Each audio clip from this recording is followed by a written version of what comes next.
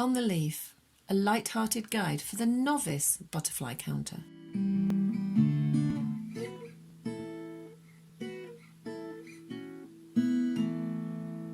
Hi, welcome to an update from On the Leaf. I'll be sharing the butterflies we have seen this week, how many and where. Last week on the transect, 12 butterflies. This week's count on June the 2nd, 20. Top butterflies: first place, the Meadow Brown. Second place, speckled wood. The week began with very warm weather and a lack of any real rain. The pond on the transect is drying out, but the foxglove is getting tall and the bracken is in places beyond shoulder height. On the transect, the story has once again been about the woodlands and the meadows and the arrival of yet another butterfly. We discover it on a late afternoon walk on the first day of summer, Monday the 1st of June. Close to the far end of the transect and in a sunbathed corner overlooking the neighbouring chalk hill, we see what we believe to be another speckled wood, having already seen two in flight on the lower path on our journey over. It is 5:40 p.m, ridiculously warm, but when we draw near to the butterfly, we see that its wings have neither spots nor speckles, or a deep brown colouring. Instead, there are colours of dull orange and pale brown. Annoyingly, the butterfly settles on a leaf and shuts its wings tight. We are about to follow the path as it curves around to the left when we see another brown, then more, 6 in all. They skirt the bramble, rise up into a beech tree, and fly in a noticeably jagged fashion. Feeling befuddled and unable to get close to them, we retrace our steps, only to find at the opposite end of the common yet more of these brown butterflies flying low in the early evening sun. The colouring of this butterfly's underwings is very similar to that of last week's small heath. It sends us thinking down that route. Only these butterflies are slightly larger. We wonder if they could be a relation of the small heath, the large heath. But do they even fly here?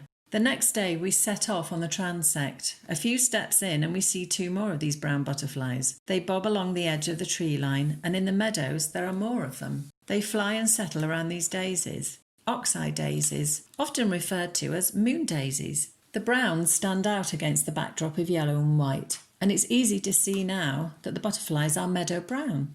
See their eye spot as they feed. We count 13 in all on the transect, most of them in the meadows where their names suggest they should be. Everything has grown here, even the birdsfoot trefoil that sat nestled on the ground now stands on tall stems. Something flies low. What is it? It's a female common blue. She's gorgeous. She flits from birdsfoot trefoil to bramble. See the exquisite pattern of her underwings and the dark shading of her inners. The male's inner wings are bright blue. He's often described as showy because of it. But did you know that research has shown that the male common blue butterfly is partially colourblind?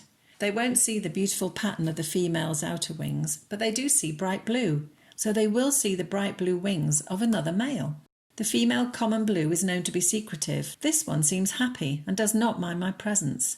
See how she checks out my hat.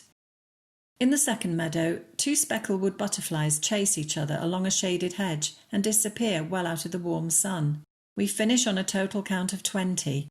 The 13 meadow brown, 6 speckled wood and the solitary female common blue. Watching our new arrival and the way that the meadow brown flies makes me reflect on flight patterns. See how this one skirts the base of the bramble and bobs along.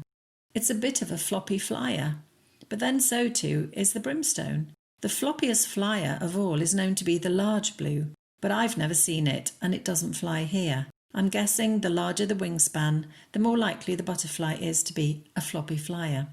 Compare the meadow brown's flight to the fluttering flight of last week's small heath, and the nippy, low flight of the dingy skipper from the meadows the week before. You tell me which butterfly has the floppiest flight, the largest wings. Add in the brimstone and the large white, and who's the floppiest flyer now? I'm tempted to throw in the comma that glided down from the tree straight at me the other week, but he'd be an unfair comparison, I think, with his scalloped wings. Maybe it's not just size then, maybe shape matters. But we like floppy flyers are good. As a novice butterfly counter, I'm often tempted to dip into my records from the year before. I often do. It's not always a good idea, but there are times that it can help. When I look back at the count from the same day in 2019, I can see that I counted 29 common blue butterflies. That's 28 more than today. So, out of curiosity, I double-checked when I saw my first meadow brown last year, and in 2019 I'd seen it on June the 5th. Today's June the 2nd. Not bad. That reassures. But each year is different. Each year inherits different conditions from the previous one. And as much as I try and understand the logic of variations in counts, it's not always a good idea to dip into my records. Elsewhere on the transect and in the woodland, there are more specklewood butterflies. This one doesn't mind me getting in close. He seems darker brown than normal. His spots are clear, quite yellow. He looks fresh. What have you seen in your garden, on your window box or your outside space? We've had few butterflies in this week. The small tortoiseshell that played on our patio last time came once and was off. We've not seen him since.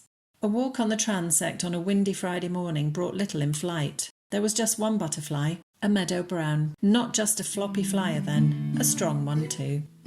Until next time.